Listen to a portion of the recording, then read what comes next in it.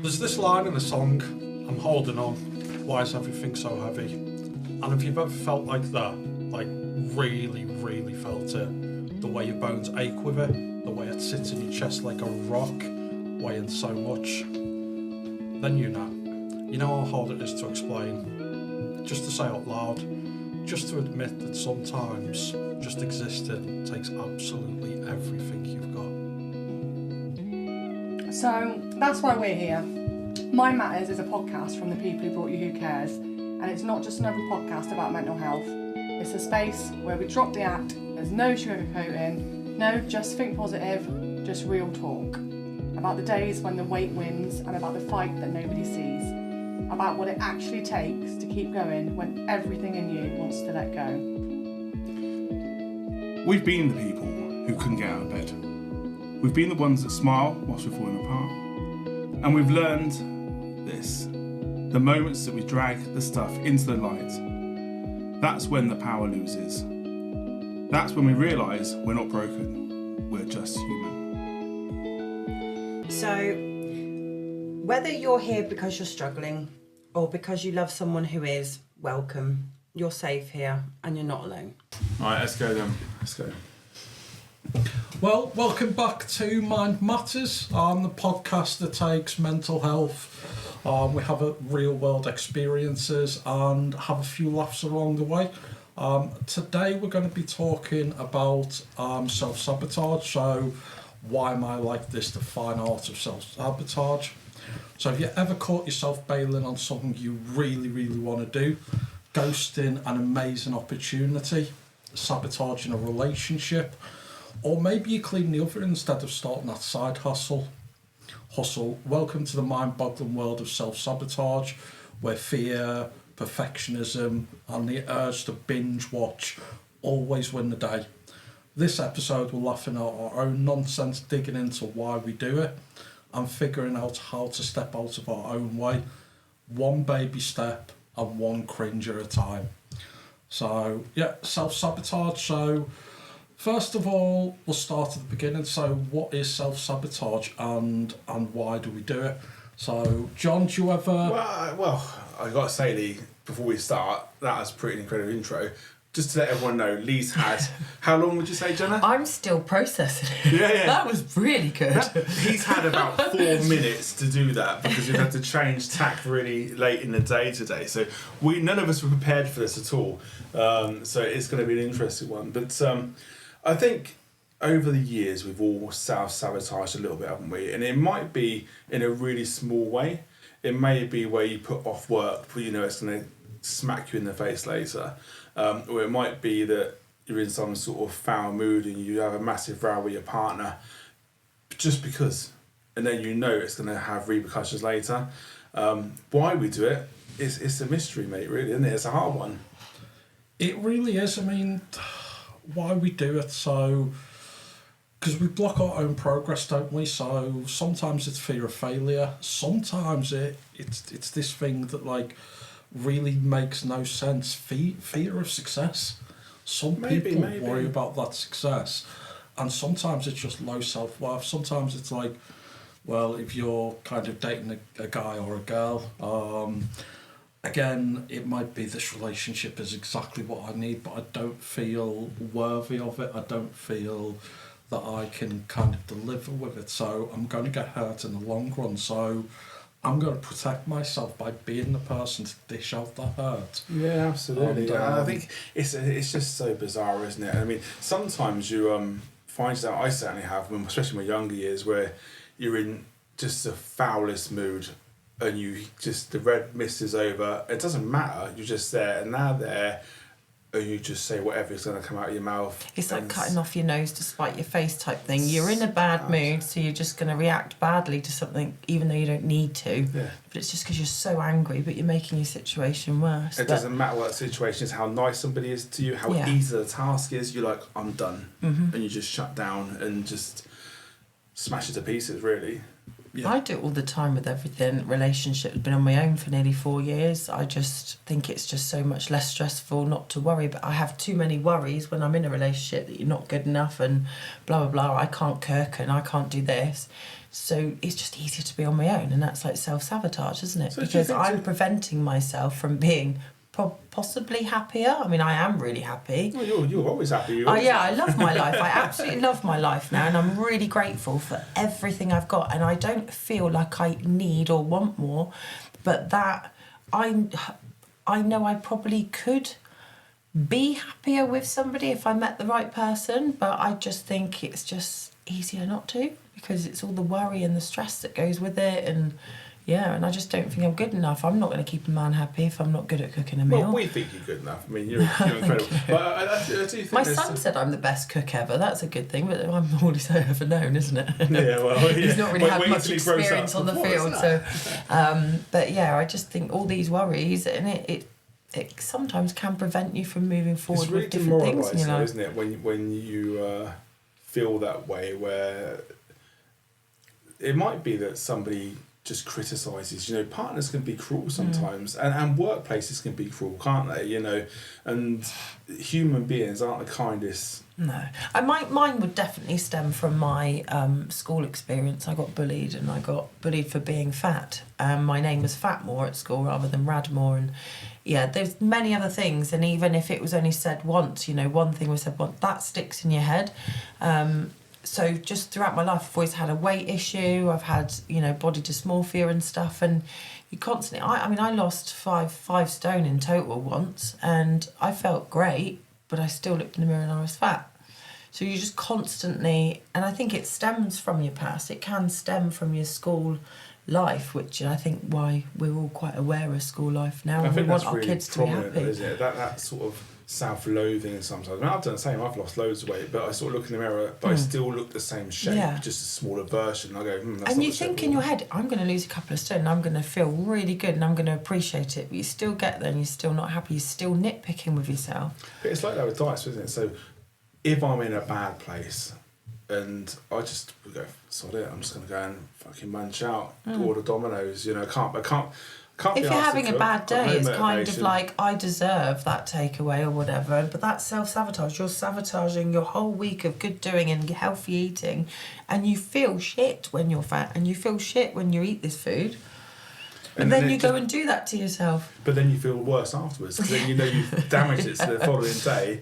It's a bit like, I saw an interview the other day online, and they were talking about hangovers, and it's like, trouble is, every time I go out, I know that I'm borrowing half of tomorrow. Oh, that's my Was that favourite Jimmy thing Carr? lately. Yeah, I That's don't know who really it was. helped I think it me. was Jimmy Carr and the Stephen Bartlett podcast. Oh, Wasn't I it? just saw it on like a But it was meme really type recently I thing. saw it, and I thought that's really accurate, because you are borrowing How your much life. of tomorrow do I want to borrow? That's exactly it. It's Friday. I'm child free. I might have 1 or 2 beers, but that's not what I used to be doing. It used to be a whole bottle of wine, and I'd sabotage my whole weekend as well. I'm child free, and I spend it in bed hungover. Well, we know somebody not that long ago, and I was like, well, I've done all right the weekends, yeah, but it's Wednesday. Wow, yeah, we've all been there. We've all been up in there, though. So. Yeah. What about you, Lee? I mean, you're sat there, as you always do, as a really sort of calm, collected, sort of thoughtful guy, and I'm just sort of going, you know, you've had your fair share of ups and downs. And you're a Yeah, really you could say successful that again. salesman as well. You're really successful. You're doing really, really well with it. You're really focused and Sorry, driven. can we just... He's all right, as I said. Greatest of all time. Well, God, we call him I God can't in the afford to group get chat. double doors in here to get his head through. That's the trouble. But yeah, do you self-sabotage when it comes to things like your confidence? I know we've talked about imposter syndrome before, but you come across really confident in that field. Yeah. Like, do you ever Yes, I mean, me and John did a panel discussion with a chap called Mason and Katie, and it was a great lineup. The panel discussion went really, really well, but kind of like just leading up into that, like the hour or two before, I was like really in a panic, really in my own head. Like, yeah, where did you go there? And I'm never sure if it's self-sabotage or if it's just complete ADHD. Because I quite often have got a task to do, and instead of doing it, I'll be like, I'm just going to watch a few episodes, or I'm just going to go and do... probably procrastinate? Yeah, procrastinate, but I'm not sure if that. that's ADHD or whether Yes. that is self-sabotage. Probably a little bit of both, to be Yeah. fair, because maybe it's the ADHD that leads into self-sabotage. I think sometimes for me it's a little bit the unknown with things like that though. So if I've got something to task to do for work, and it might be a form to fill in, which I find hard because of my dyslexia, or it might be something I've not done before. That fear of the unknown, I'm like, do you know what? I'll just watch this episode like that, or I'll just make a phone call, or I'll do something. They just sit it there. But do you find as well, which is a typical ADHD thing, that you suddenly work really well under pressure? That's like I'm a last. I used to think, right, I'm going to pack 2 weeks before I go on holiday, but I always unpack it 2 days before and do a last minute dash. Yeah, always find that when I get into the zone, so with us kind of ADHD people, it's famous for there being 2 time frames to an ADHD person, which is now or never. Now and not now. Mm-hmm. Yeah. Is that deadline there? So it's 2 weeks away. No. And you're like, no, that's not now, so I'm going to concentrate on this. Yeah. And then Before you don't worry know it. about your deadline until it's like really close. And then, like you say, the hyper focus kicks in, and you just do 2 weeks of work in an hour. But even if there was that can't homework be healthy. projects that I did at school, like I would never. My mum always said, "Do your homework when you get it." Yeah, it's not going to happen. And you have this big course thing to do, and it literally has to be in on the Friday or whatever. And I'd be up all Thursday night doing it, and I'd hyper focus on it, and I'd do a good job. But I probably wouldn't have done as good as if I'd been doing it over the week. I had to be in that, like you say, hyper focused. I think that's me all over as well. For me, if I've got a deadline, I have worked much better. If it's open-ended, I just won't do it. It's just like, I've got better things to do in my life. You kind of need that pressure to sort of give you the little rocket up the bottom just to get you going. It's the same. We were talking the other week about her, and she was saying, do you know what, John? I've done A, B, and C in this week. I could probably have done more, but I can do one person's whole week's worth of work in an hour, and I'll get it done. I'll get it right. I don't need to spend a week on it. And we have that ability, don't we? If we can hyper focus to do it. Yeah. But going back to self-sabotage, I think the anxiety that comes with self-sabotage is a nightmare as well, because I think sometimes when I do discard work, internally I'm going, John, you know you've got to do it. And you're going, oh my God. But it's kind of a challenge yourself, isn't it? It's like, I'm going to really cheese myself off, see how far I can push myself. I get it all the time. You know, like the seatbelt noise. Probably shouldn't talk about this on here. But you know, it beeps if you don't. I challenge it. I've got to challenge it to see who can win. Am I going to give up and put my seatbelt in? Or am I going to let it beep off, you know? It's just... Not that she's driving, by the way. I mean, it's just not while I'm driving. It's just a broken beep. On my private driveway. I was going to come in with that. The natural salesperson kicked it. It's like, but yeah, let's move on. But yeah. So could we be self-sabotaging ourselves without realising it? So some sneaky forms of self-sabotage is procrastination, perfectionism. So if I can't do it perfect, if it's not going to be 100% perfect, then that's my biggest I'm flaw. not going to do. So it's not about doing it right for me. It's for me about knowing in my head I've got enough time to start and finish. If in my head I don't have enough time to finish it, I definitely won't start it. So I end up with piles of work going, I need 5 hours for that. And then somebody will come in and knock me halfway through the day and go, right, that's it, you've ruined my whole day. I now can't do it because you've stopped me. When do you have 5 hours spare in social care, though? Oh, I don't. It's just, you know. But honestly, the other week I had 3 bits of work sat on my desk in the end of the day because I started all of them. So I thought, I can't finish that now, so I'll start this one. Somebody else coming, I can't finish that now, I'll start this one. Oh, no. Yeah, so the next day I literally went, don't disturb me all day. I have to finish this work. Yeah. That's my idea of hell, sitting down to a desk and letters and words and well, in this pieces of room with no paper. windows. Yeah, that's even worse. I don't... Imposter syndrome as well is another form of self-sabotage, and the one that I think a lot of people can be guilty of is destructive dating. So those walking red flags that you know that are a bad idea, but you still kind of go headlong But into you it. gravitated to that part of the person you think, do you know what, it's a challenge, I'm gonna be able It's to the deal with danger, that. yeah, the I'm mystery gonna and- sort that out, and that feistiness, and then and then you regret it instantly. I mean, all of us women like a bad boy or whatever, and you think, I'm a I bad can boy. change them. Oh, I can change Along them. with God and everything. You know, and you know it's not going to happen. You know you're going to get hurt, and it happens every time. You know, that's, yeah.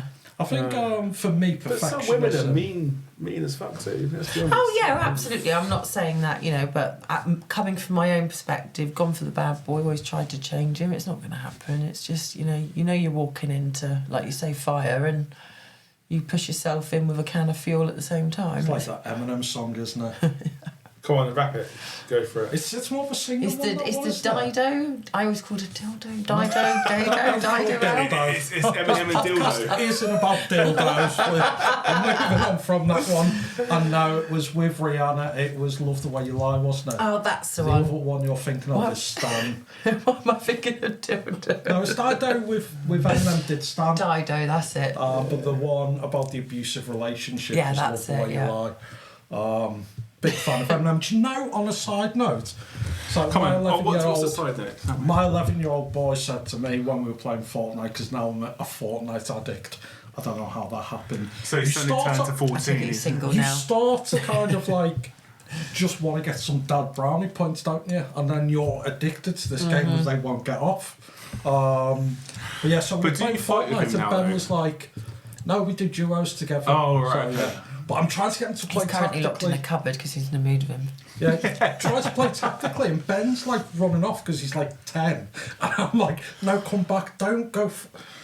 And he said to me, he's like, Dad, will you take me to see Eminem? And I'm like, you're 10. Absolutely, let's go. A little bit risky in the language. But yeah, I'm a big fan of Eminem. Perfectionism is something that I don't really understand because a lot of people will do it with like social media as well, content, and when they're creating content they'll have to make sure it's really perfect. They won't put themselves out there until they know that the post, the story they're sharing, or an image or whatever it is absolutely perfect. And I've heard that about LinkedIn. People are like, oh, I don't want to start LinkedIn content because it's not great. My first post on LinkedIn was shit. Like massive, and everyone says to me now, oh, you're like so active on LinkedIn, but when I first started, it was just awful. It's Well, we all sometimes do that, just don't we? better to Do you get ever that get out those there. Facebook timestamps from like 10 years ago and stuff, and you really go, what the hell was I thinking? What was that even about? You know, one line, you know, it might be like, I'm so glad we don't have timestamps from when we were kids. oh, imagine that in the 90s. John in the corner like this. Oh man, I had a full length leather jacket, shoulder length hair. So No. glad there was no like. Well, you're going to have to cameras show us some around. photos. Maybe we need to do it That's before and hilarious. after at the I'm lucky podcast because there isn't group. many photographs of me. But Same. But yeah, I had the whole goth thing going on, so black fingernails, like. I was a skater. I used to walk around with a The stone in my skater boy. shoe, thinking I was hard. Yeah, with like a big chain from my trousers. Oh yeah, I used to have one of them as Yeah. well. The chain, the wallet, The in your hoodie, back the pocket. Mighty a Ducks stone in t-shirt. your shoe.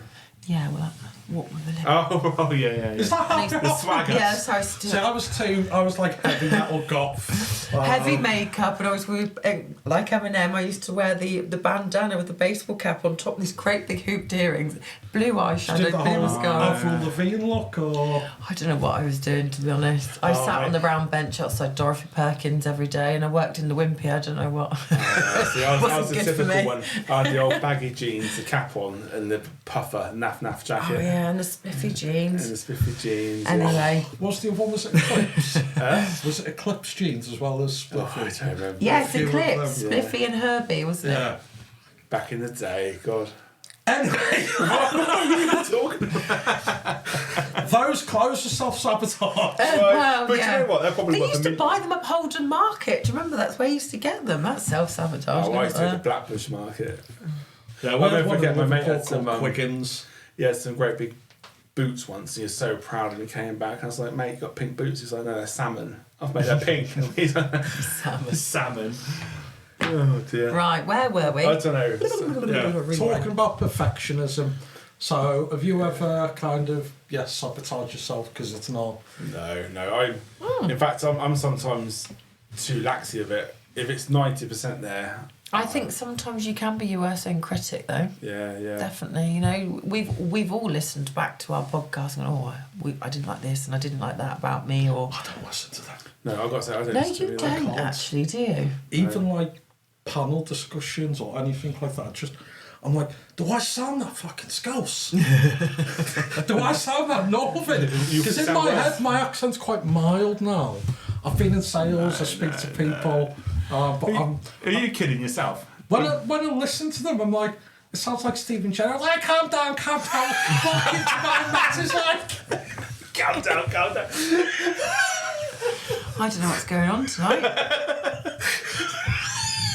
Maybe we've had to, we haven't been together for long enough. Maybe it's... So I don't even know what we're talking about now. I don't think, yeah. So where?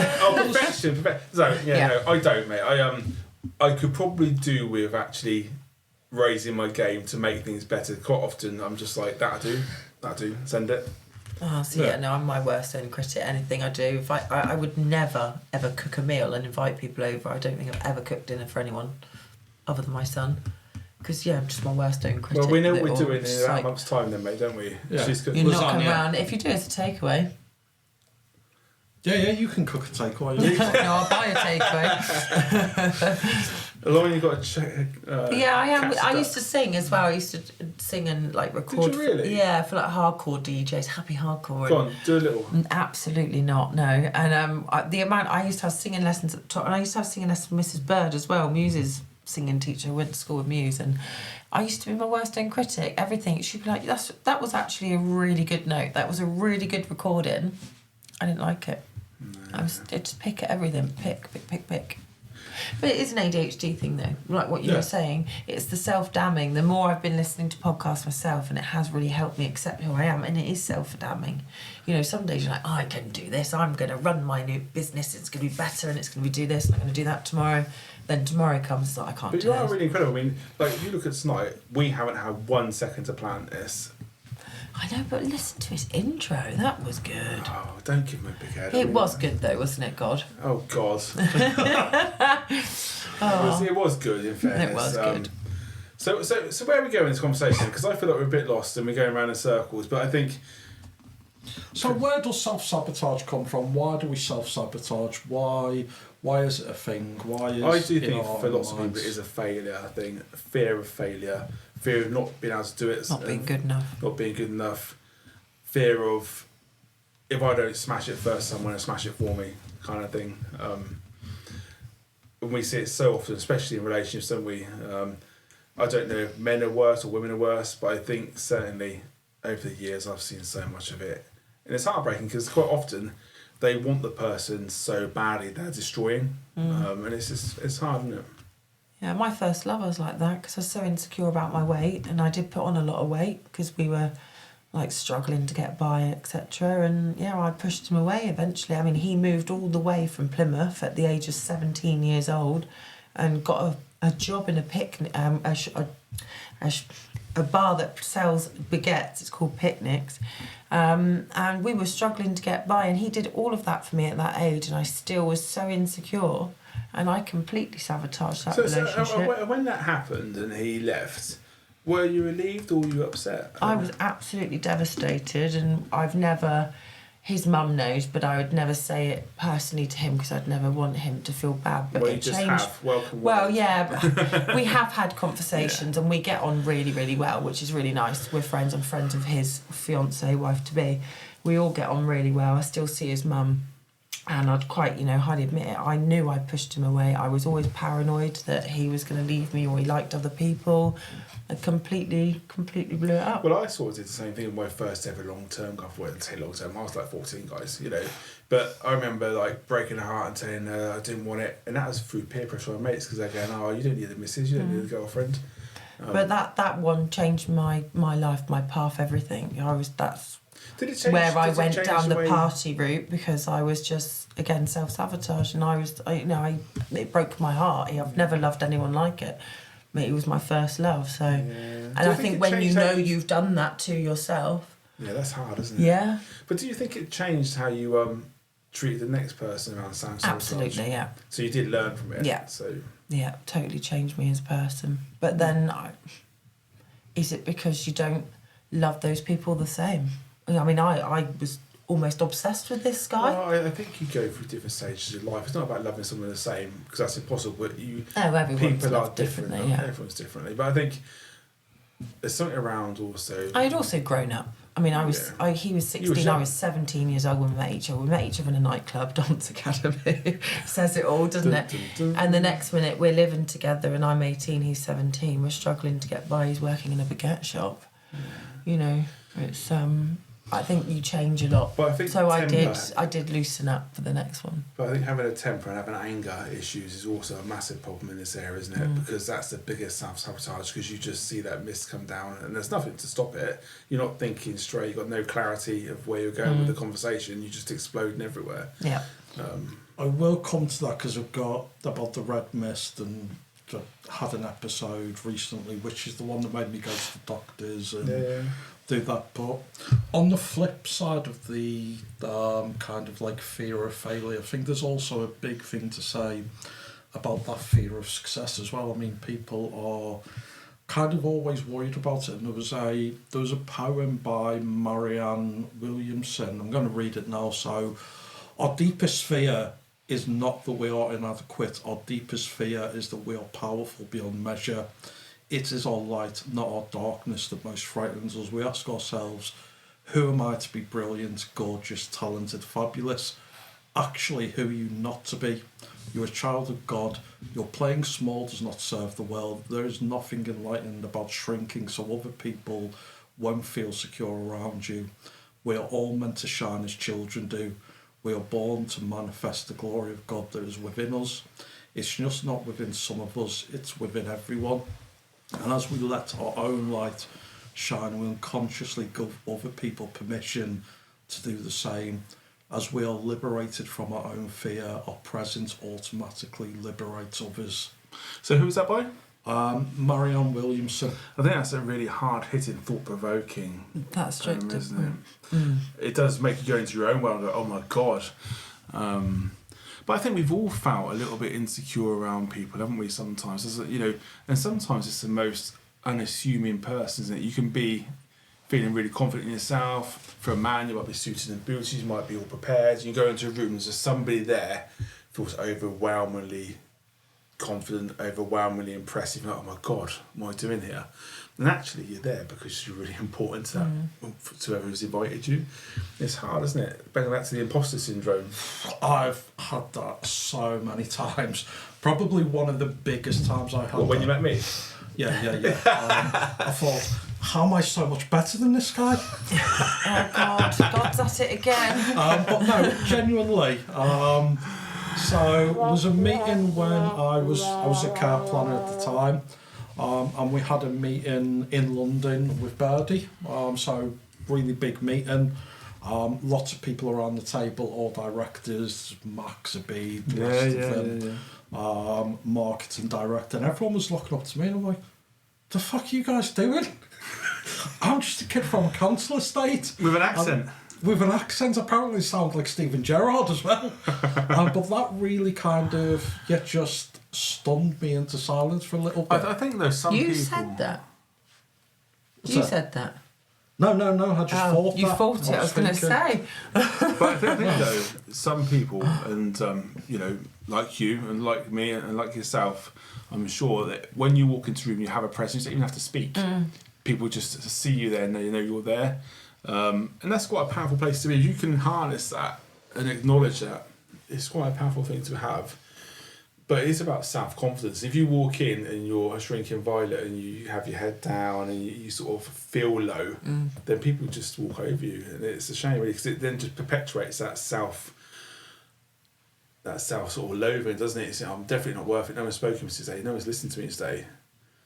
Yeah, see, I get the opposite. I get inside, I'm like, confidence is low, I'm doubting myself. But externally, I'm like... You show something different. But I think that happens to lots of us. I mean, we all have those moments. I'm not that... It's putting on that front, isn't it? Putting on that show. The show is such. And like you fake it till you make it, baby. The other week I had a really bad day and I had a really bad breakdown day. And I have about once every year or two, I go, I'm done. and I'd kick back really quickly. But inside, you're like, oh, do you know what? I'm just done for the day. I'm just done. You just reach that point where you just break. Yeah, it's the last straw, isn't it? It just breaks comes back and you go, do you know what? I just need to have a scream and a shout and a cry and a big fuck you to the world. Primal screaming. That's actually a kind of activity that a lot of people do. You just go to... You can buy pods for that now, can't you? Yeah, you can buy it a big... Oh, what, are they just going to scream? It's a soundproof pod, and they have like a little light inside, and you scream and the light goes up, and you can loudly brilliant. scream. They've got that at Disney goes. actually, at Universal Studios. My son did it when he was like 2. You can buy them now, and they're just like... That's a brilliant idea. I'll be in every day. Have you seen the one with the lady doing it in the bushes and that man with his pants down runs with a tissue? I think he's having a poop. Sorry, do you want to run that past? I have it now. I'm not sure what site you're watching, but no. I haven't seen that. His Instagram, there was a video on there and a woman goes, to let off some steam, because obviously it's the new thing to do, and this poor guy's in the middle of a dump. He's obviously a lorry driver or something, and he's running with his toilet roll his pants down. I'm going to have to find it now. And I will post it on our page. I'm not bloody mad. Because I'm not mad, I am mad. But that did happen. Anyway, back on point, so... Sounds like porn, doesn't it? We are wondering what you're watching. It's a bit weird. We're not here to judge, that's extra. We charge extra for judgment. So how do we know we're doing it, and how can we stop? So... Again, it's probably about the trigger. So, what's really behind the actions?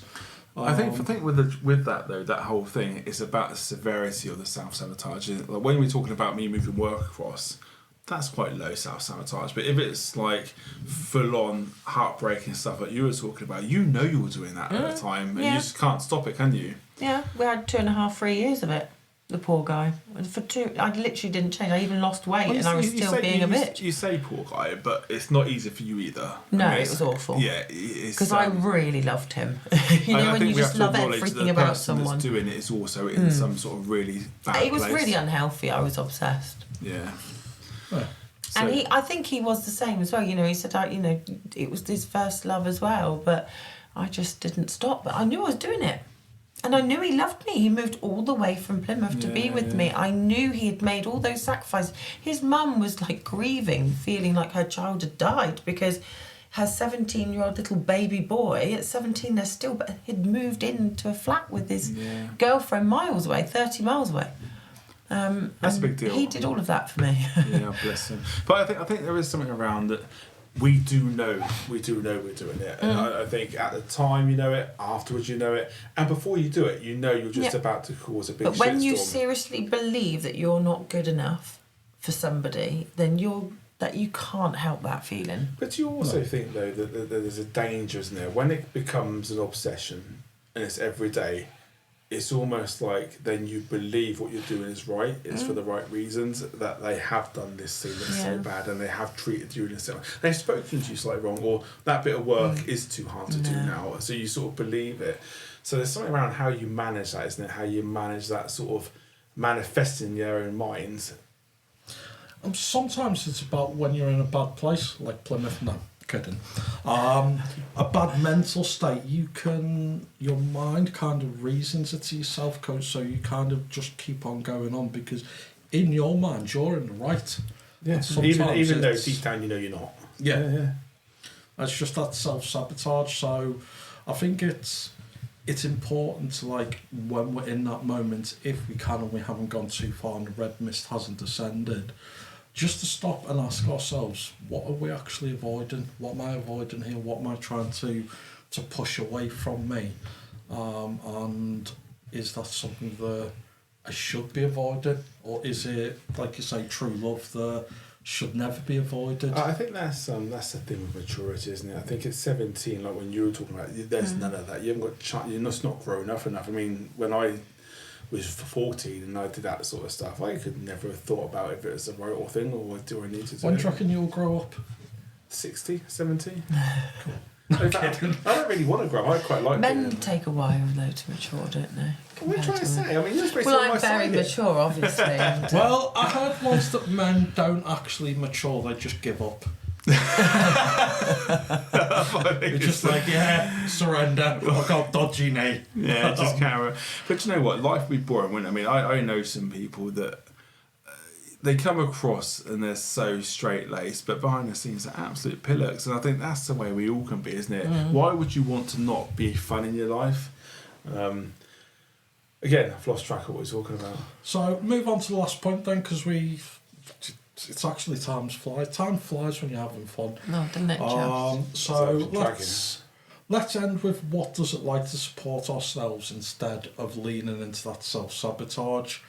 So again, some things that we could take away is reframing it so it feels safe, not scary, so that love feels safe, that job, that task, it feels like there's something there that we can do, rather than like, this is absolutely terrifying me, so I'm just not going to do it. I think there's something there about turning that on its head, isn't it, as well, and going, actually, that's exactly right, but how do you create the environment and the bravery to tackle that? Because quite honestly, if you're doing it because you're scared of getting hurt, to even ask a question about how do we navigate this is have to be very brave, to have a really honest, heart-wrenching conversation. That's opening yourself right up. It is. You've got to be really brave. And how do you get to that stage? And how do you perpetuate that conversation where you think I feel safe enough to have it, even though I'm really scared?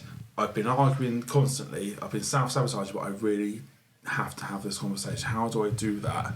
It takes some bravery and some self-confidence, and you have to be willing to lose it all to do it, because they may well go, do you know what, I'm done. Yeah, it's too much. So it does take a bit of thought, that, doesn't it? It does. So I think we can try to swap out inner criticism for compassion, self-compassion. I mean, I always like the phrase, let's talk to ourselves like we talk to other people. So if we know that... Well, you must hate yourself in the way you talk to me, man. I mean, come on. I mean, that's a one-off for me. And I think you'll find you're subject to an NDA on that front, so my lawyers will be in touch.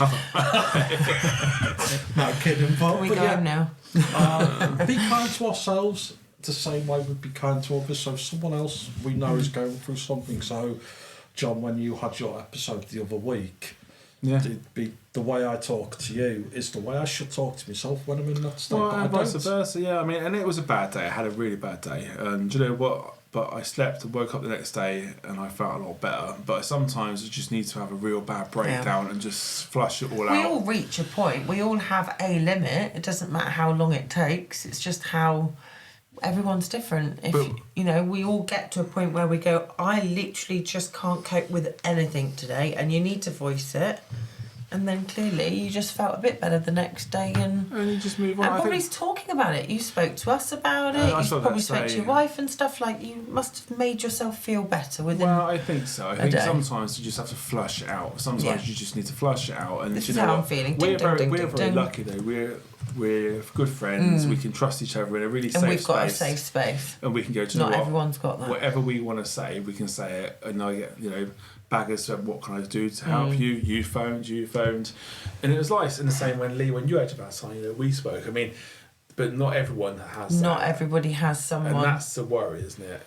And that's where all these phone numbers and contacts that the wonderful God here shares with us all the time. Yeah, because actually there is help out there. Oh, everywhere. And it is shit and it's hard to reach out sometimes. But actually, like I've said before, it helped me speaking to a stranger. Because you can actually be you. You don't have to beat around the bush. It could even be a stranger on the street. I think most people, if you were to break down in the street, somebody would come and talk to you.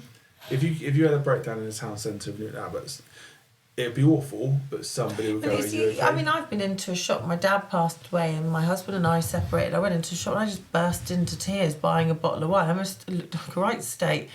And the woman said, are you okay? And I just literally went, no, and reeled it all off. And by the time I left the shop, I felt okay. And I thought, this poor woman behind the counter. But actually, she listened, I just vented to someone. It's my local shop now. Going there all the time. We're all friends. It's lovely. Yeah, she hides behind the counter. Oh, yeah, they do. For 4 years, she's been hiding. She says she doesn't work there anymore. But yeah, no, it's nice, isn't it? And sometimes it just takes just having a little, and then it's a bit better. I mean, it's nice knowing people care, but sometimes it's just nice to vent, isn't it? And it doesn't matter if you're talking, screaming, crying, whatever it is. But even doctors, don't be afraid to ring a doctor if you really don't want to speak to a new counsellor or somebody in the shop, but you know your doctor is kind of trained to sit and listen to you anyway. I phoned my doctor that day, and they were really good. They phoned me back and they spoke to me for half an hour. And you wouldn't think of doing that unless you'd like fallen over and break your knee type thing. Like your doctor's there, you think, for things reasonable like that. But you can just ring a doctor to speak to them if you're having a few worries or you're having a poo day. But I think sometimes though these things become overwhelming, don't they?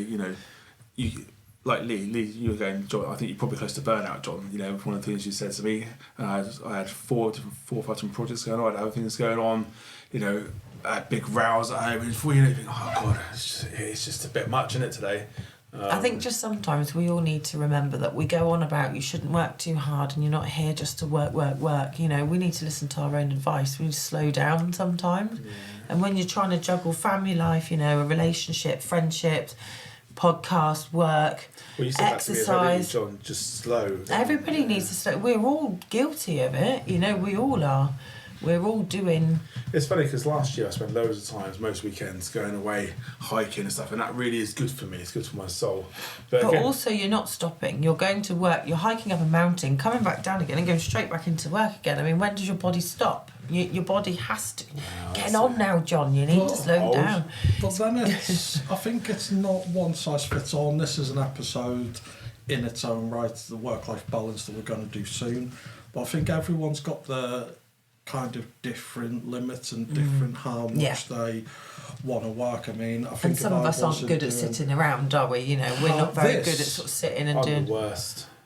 Yeah, so for someone kind of coming in here, so we're doing this Friday evening, so someone like finishing work and then coming to do podcasts, that doesn't seem like a rest for them. This is energising for me. This is I love doing these. I mean, the people that we do it, I mean, I've got to say, I love all of you. You're fantastic. You turned into some of my best friends, actually. This is a cool little team we've got. Yeah, we are, and very fond of all of you. And I think it's just because we can be ourselves. There's no limit, Well, there is a limit. I mean, some of the conversation that Lee comes out with sometimes, all right, really, Lee? And we're all a bunch of morons, and I think that's why NDA. we just gel. NDA, yeah.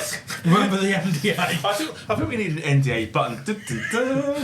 But any closing thoughts on self-sabotage? I think, one, I really liked what you said about be kind to yourself. I think be kind to yourself, be brave, and don't be afraid to ask. And if you have that red mist feeling, maybe just take 5 minutes and walk away.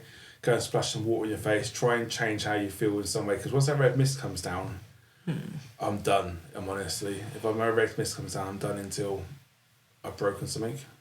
Yeah. Including your own mind. Including my own mind. Yeah. Jen, any closing thoughts?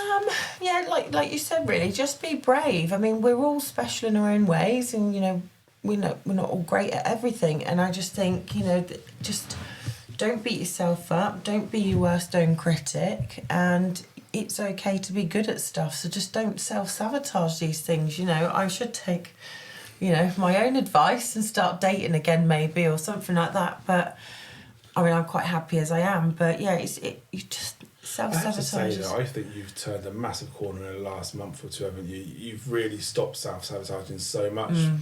Yeah, and I think it's because me and Emma have had such similar sort of history, life, and personality that we've actually been able to support each other with things and be totally ourselves. So we're actually doing more like self-care. A Friday night would have been a bottle of vodka or whatever. Yeah. And I'll be doing the house, like I said to you earlier, my child go away for the weekend, a bottle of vodka, a bottle of wine, and I'd do the housework and ruin my whole weekend. But we're actually realising now it's about, self-care, looking after yourself, believing yourself. Yeah, you're going to be shit at some things. That's okay, but just, just be brave and try harder. I mean, there is a better life out there if you can believe in yourself. Absolutely. What about you, Lee?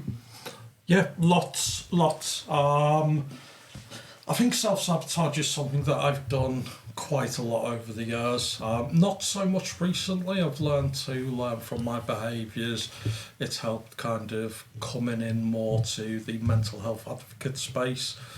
Speaking to some really clever guys. Friend of mine, Mark Caulfield, he's helped brilliant, me a lot. and I've now learnt about them behaviours, and it stopped. And I have kind of, since I've kind of gone into that sphere, then my career has like taken a hockey stick approach. It's just gone up and up because I've stopped self-sabotaging. I've stopped that red mist. It does still happen. Still that street kid How from have you Liverpool. done that then? Is that just through, just slowly but surely you've worked on it, or? Yes, I've always worked on it. So I was fucking awful as a kid. And where would you say it started going up? I mean, how, when, at what point? So I think it was when I first started the care plan, that would have been 2013. I think I was still self-sabotaging to a little bit. I'd still kind of like have a massive go at the boss and things like that. As I do. I knew I was good at sales, so I kind of just leaned into being a bit of a knob at the times.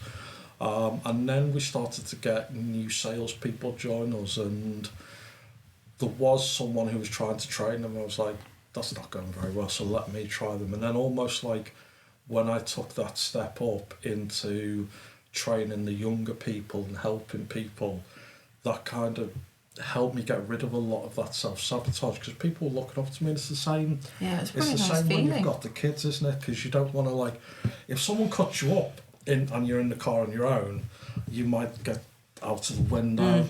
But when you've got your kids in the car, you're not doing that. You wouldn't different do it. person. And again, I think it's about having that level of responsibility. But you respect yourself too, because you are physically helping them, and that gives you that boost, isn't it? You know, you are It's a good feel enough. good factor, isn't it? Yeah. But I think that's like with Emma and I mean, we do care, and you're in the same industry because we feel better by doing it. Yeah. You know. I used to love my community care work. Absolutely loved it. I loved the fact that I was going to 6 or 7, elderly ladies And or changing their day. gentlemen, and I'm going, hiya, how's your day? I loved it. Absolutely loved it. I Could you used to have imagine the that old being men your saying, carer? come and sit on my knee, love. I go, oh, go on, John, let's sit on your knee today, love. I loved it. Loved the little bounce. I loved That's it. after the recording. Not this John. It's just a John Smith or whatever. It's a general name, isn't it? Yeah. But yeah, it was a brilliant job, and I had loads of feel good factor out of it, and yeah. But it's the same with your really hairdresser, nice isn't job. it? When you do a really good job and Yeah, they're you really feel proud of pleased. yourself. Of course you do. Yeah, absolutely. You can change someone's day, can't you? Yeah. Absolutely. No, so if you've ever found yourself staring into a blank screen, avoiding that great opportunity, or panic booking a holiday instead of facing your feelings, just know that you're not broken, you're human. Self-sabotage doesn't mean you lack ambition, talent, or indeed value. It just means there's a scared little part of you trying to stay safe. But get this, safety doesn't always mean stillness. Bit by bit, with compassion and a smidge of bravery, you can unpack all of those patterns and start showing up for yourself in a new way. You deserve success that doesn't come with a side of sabotage, and believe me, your future self will buy you a drink for that one day. Absolutely. And as always, we have some resources. So we've got Mind. So Mind have got tools for managing self-sabotage and thought and low self-esteem, and that's www.mind.org.uk. Samaritans offer free 24/7 emotional advice. Call 116 123 or visit www.samaritans.org. Shout is a text-based mental health support service, and you can text Shout to 85258. That's Shout to 85258. I really and like don't forget that. to phrase the pace.